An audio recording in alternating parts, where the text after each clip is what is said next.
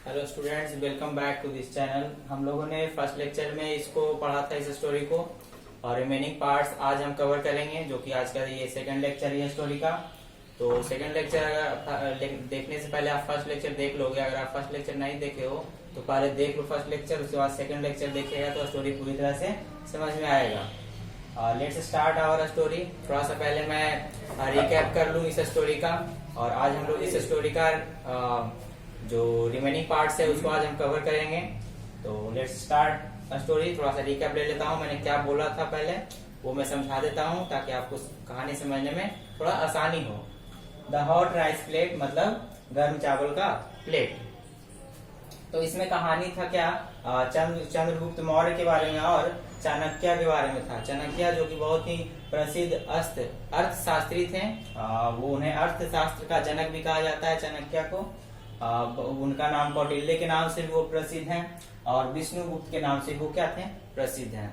तो इस कहानी में स्टार्टिंग ऐसे हुआ था ना कि चंद्रगुप्त मौर्य जब एक लड़ाई में, युद्ध में अपने आप को मतलब जीत नहीं पाए थे, मतलब हार गए थे।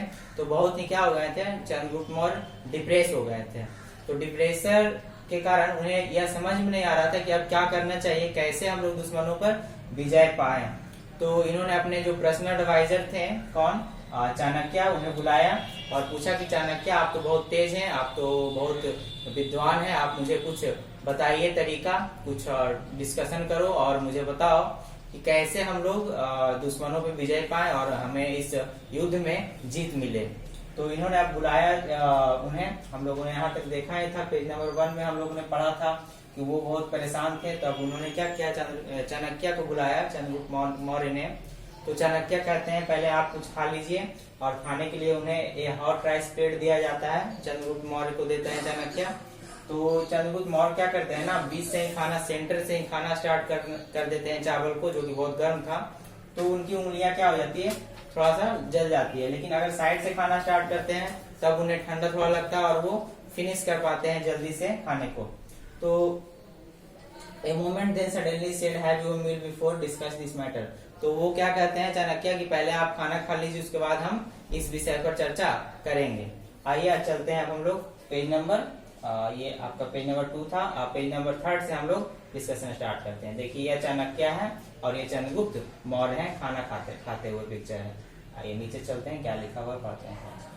Chandragupta tried this and found that the rice at the sides was much cooler than easier to eat.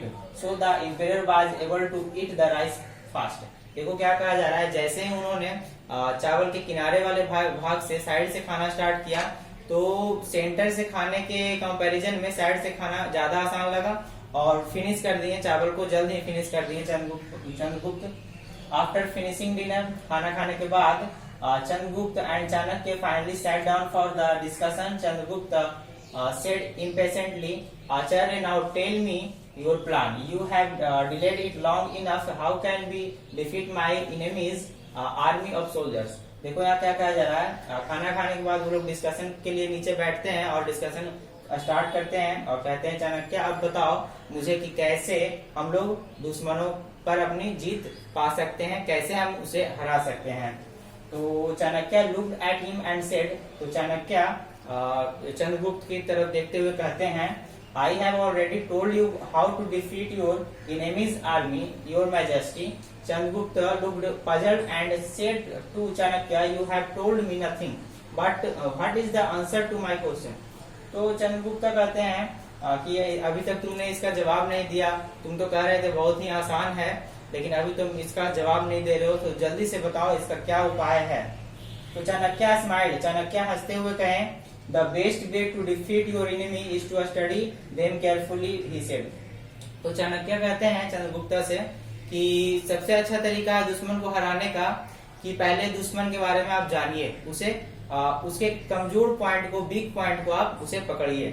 Find their weak points and attack them there. Do not try to defeat them by attacking their strongholds right at the start begin. देखिए strongholds मतलब होता है किला। Do not try to defeat them by attacking their strongholds right at the start. देखिए क्या कहा जा रहा है कि पहले दुश्मन के बारे में जानिए, उसके वीक पॉइंट पर फोकस कीजिए, उसके बाद उसी के वीक पॉइंट पर अगर आप अटैक करते हो तो कहीं ना कहीं आपको जीत मिलेगा। और अगर आप डायरेक्ट अटैक करते हो बिना किसी वीक पॉइंट को जाने हुए, दुश्मन के वीक पॉइंट को बिना जाने हुए अगर आप अटैक करते हो तो जीत मिलने का चांस थोड़ा क्या हो जाता है, कम हो जाता है। Begin with the weak areas and then proceed towards the strong areas, just like you did with the rice. First you ate the rice from the edge and then you move toward the center. If your strategy मतलब होता है रणनीति, is right, victory will surely be yours. Advise the wise man.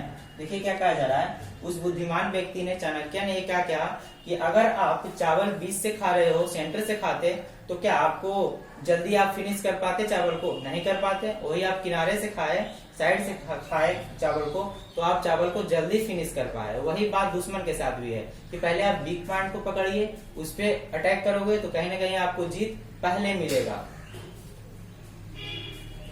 तो आपकी रणनीति सही होनी चाहिए। ये नहीं कि सिर्फ जाकर के अटैक करना है तो अटैक कर दिए, ये नहीं।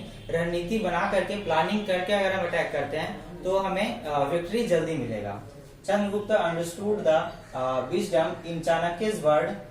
He went ahead and used Chanakya's strategy in the next battle and was able to defeat his enemy easily. देखिए क्या कहा जा रहा है, चंद्रगुप्त क्या करते हैं, जो बुद्धि जो दी है चाणक्य, उन्हें बताएं कि ऐसा ऐसा कीजिए, प्लानिंग बनाकर, स्ट्रेटेजी बना करके हम लोग आगे का काम करेंगे, आगे की युद्ध लड़ेंगे। तो ऐसा ही चंद्रगुप्त ने किया और अगले नेक्स्ट बैटल में उन्होंने ऐसा ही रणनीति अपनाया और उन्हें क्या मिला, जीत मिला।